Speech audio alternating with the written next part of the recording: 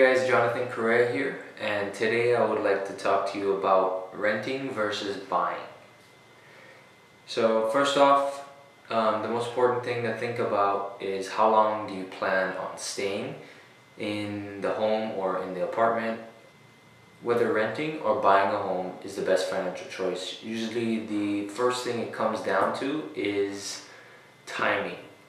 So finding an affordable home, holding on to it long enough for it to be of use to you and you to build some equity in it. You know, you can make some money off of it in the end game. Okay, so in theory, let's just say a home is worth $350,000 and the average rental price for a similar home would be $1,250 to $1,300 a month.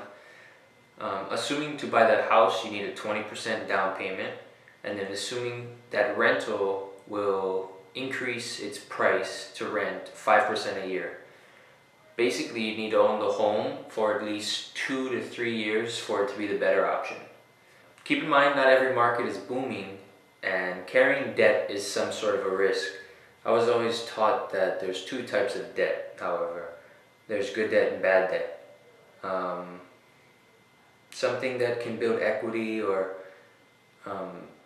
give you some sort of cash flow, like real estate, is good debt to have. But something like an unnecessary car that you just wanted a nice lifted truck or something that you can't afford the payments on, or you can just afford the payments on but you don't need it, that would be something like bad debt. Do your homework and use a comparison calculator that, you can just search it up online.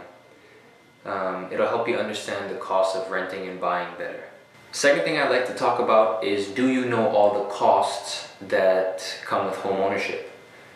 So comparing rental prices to mortgage payments are a good start to see if you want to buy or rent, but it's definitely not the whole picture. For renters, the cost is the lack of equity in a home and the inability to claim housing related tax breaks. There's nothing like that for renters, basically. And so basically you get tax breaks on your own mortgage if you occupy it, or you rent and you pay off someone else's mortgage. But this is not necessarily the worst thing. Sometimes you don't have the option to buy, so you gotta rent, which is what I'm doing right now. For homeowners insurance, the general rule of thumb would be to divide the subject's home property by 1,000 and then multiply that result by $3.50. So if the home's value, say it's $200,000, you'd pay around $58 a month for coverage. So it's not a lot, but small little things like this can add up for sure. So it's something to think about. And renter's insurance usually will run you about $20 a month, so almost double or more than double.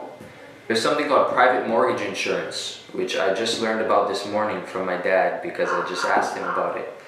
So basically, if you put 20% down and the lender is putting up 80%, the lender has, some risk. The lender has risk being that you might not make these mortgage payments. Not too certain about exactly when it applies, what rules go with it. Ask your loan officer because he should know. For property taxes, you gotta pay them if you own a home, or land for that matter. Depending on the zoning will depend the type of rate, and for instance, if you have agricultural zoning land and it's dedicated, which means you go in and you dedicate it with the county, or you're growing plants on it, or you're doing some sort of farming or cattle raising, the rates significantly drop. Don't forget to pay this. This one's important because if you go 3 years delinquent, which means you don't pay those for 3 years, the county of Hawaii holds what's called a tax auction, and they'll basically put your property up for sale at auction. The last question, you probably hear this a lot: are you throwing away money if you choose to rent?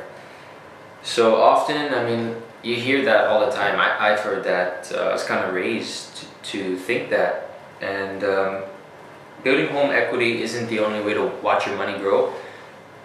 Sometimes you don't really have a choice whether to rent or buy because you just moved out of the house. People don't want to lend a teenager money, 19, 20, they might not want to lend you money. So, I mean, I rent currently, and when I first started renting, I actually needed a cosigner because I hadn't done it before, so that might be required if it's your first time renting. Basically, a cosigner, they're gonna take the liability if you don't pay your rent, and then they're gonna come to the cosigner and say, pay up, your son didn't pay. Finances definitely aren't the only consideration when deciding if you want to buy or rent. Owning carries an important significance. It's like the American dream to own your own house, pay it off in full, and it's yours. There's a sense of pride that goes with that. For some. For others, it might be a burden. The home is where you'll live. You can raise a family, and you're less mobile. So homes take time to sell or rent out. So relocating for a job or taking time off for traveling definitely becomes more difficult when you own your own home because you have all these things to take care of. But also, that being said, you can do what you want with your house. You don't have to ask permission to paint a wall a certain color, or you won't get in trouble for painting a wall a certain color. You can put a pool in the backyard because you have a backyard, So I hope you guys enjoyed today's episode, and I hope you learned something from it. I hope it's got you thinking about which one is right for you. Are you ready to buy now, or should you wait? And as always, contact me if you have questions about real estate, about a certain property, or if you want to go see properties. My contact information will show now. Thank you.